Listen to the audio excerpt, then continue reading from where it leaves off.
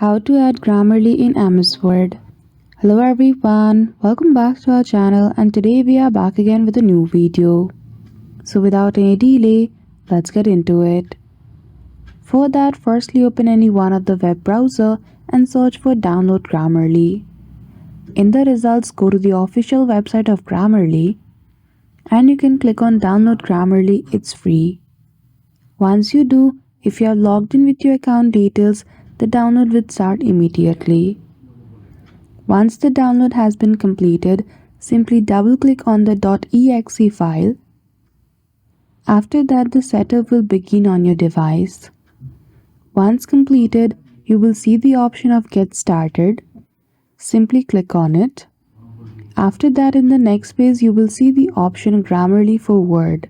Simply check that option and then click on Finish. Now head to your MS Word document.